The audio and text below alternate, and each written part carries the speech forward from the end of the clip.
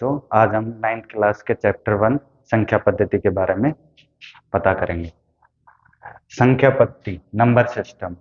तो सबसे पहले इसमें आता है नेचुरल नंबर। नेचुरल नंबर को अपने को जरूर, नेचुरल नंबर क्या होता है, n इक्वल्स टू, इसको n से डिनोट करते हैं। नेचुरल नंबर को 1 2 3 4 5 ऐसे लिख सकते हैं। नेचुरल नंबर क्या होता है, नेचुरल नंबर सबसे, इसको नेचुरल नंबर को काउंटिंग नंबर भी कहते हैं।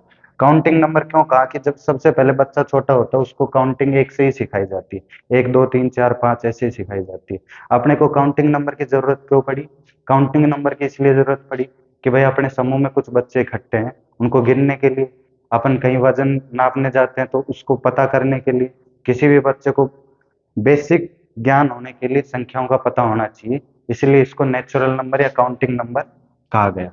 प्राकृत और इन नेचुरल नंबर के कुछ गुण धर्म होते हैं कि प्राकृत संख्याएं अनंत होती है। प्राकृत संख्याएं अनंत कैसे हो सकती हैं, अपन इसको कैसे देख सकते हैं कि प्राकृत संख्याएं अनंत ही क्यों होती है।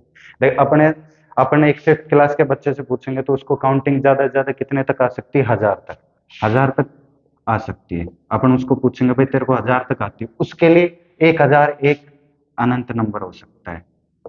अब इससे बड़े बच्चे के लिए पूछेंगे, जैसे अपन बीएससी में जाते हैं, कुछ आते हैं, वो कहेगा सर मुझे तो पता है 10 बिलियन तक होते हैं संख्या, 10 बिलियन तक संख्या होती है, बस उसके लिए 10.1, 10 बिलियन, 20 बिलियन, 30 बिलियन अनंत नंबर हो सकता है। तो इसलिए हम देख सकते हैं कि भाई प्राकृत संख्याएं अनंत होती हैं।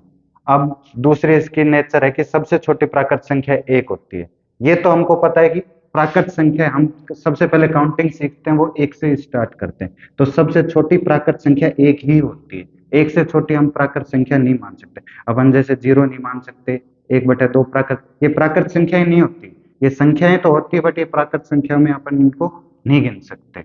अब इसके बाद अपन देखते हैं कि अगली प्रॉपर्टी की प्रत्येक प्राकृत संख्या n के लिए एक ऐसी प्राकृत संख्या m जरूर होगी जो m n से बड़ी होगी। अब इसको एग्जांपल से अपन ये समझ सकते हैं कि अपने n इक्वल्स टू अपन ले लेते हैं 10, अपन ने ले लिया।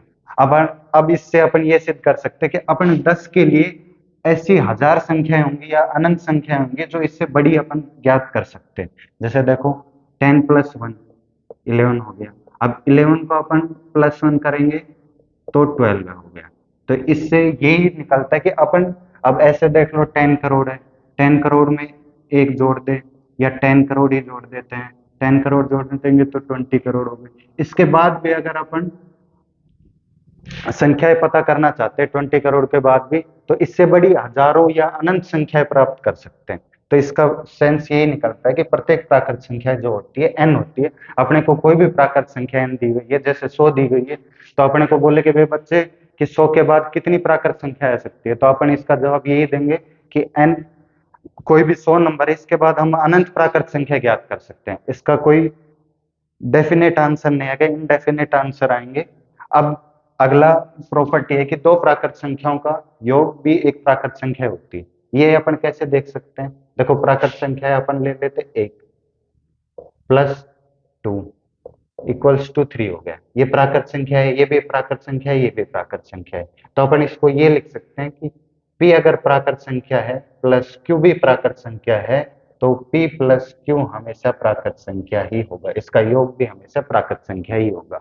अब दूसरा है, दूसरी प्रॉपर्टी है कि दो प्राकृत संख्याओं का अंतर प्राकृत होना आवश्यक नहीं है। ये क्यों नहीं है, अपन इसको देखो एक एग्जांपल से समझ सकते हैं। जैसे अपन 4 - 1 = 3, ये तो प्राकृत संख्या है, हो सकता है और नहीं भी हो सकता है। नहीं होने का एग्जांपल अपन ये ले सकते हैं कि 4 - 4 = 0, ये प्राकृत संख्या नहीं है, ये नेचुरल नंबर के अंदर नहीं आता है। अब जैसे अपन ये लिख सकते हैं 3 - 4, ये होता है -1, तो ये भी प्राकृत संख्या है नहीं, ये प्राकृत। तो ये बात समझाता है अपने को, दो प्राकृत संख्याओं का अंतर जरूरी नहीं है कि वो प्राकृत हो या नहीं हो। अब दूसरा ये है कि दो प्राकृत संख्याओं का गुणनफल हमेशा प्राकृत संख्या होगा। जैसे अपन ले लेते हैं प्राकृत संख्या 2 ले लेते हैं और दूसरी प्राकृत संख्या 3 ले लेते हैं, तो इसका आंसर होगा हमेशा 6। अब इसके बाद अपन देखते हैं कि अपन एक प्राकृत संख्या है और दूसरी प्राकृत संख्याओं का भाग देने पर प्राकृत संख्या होना आवश्यक नहीं है। ये ऐसे समझ सकते हैं कि प्राकृत संख्या अपन ले लेते हैं, एक तो 4, एक ले लेते हैं, 2 इक्वल्स टू 2 हो जाता है। बट ये जरूरी नहीं है कि अपन देखो 1/2 लिखते हैं तो ये प्राकृत संख्या ही नहीं है, इसका आंसर आता है 0.5।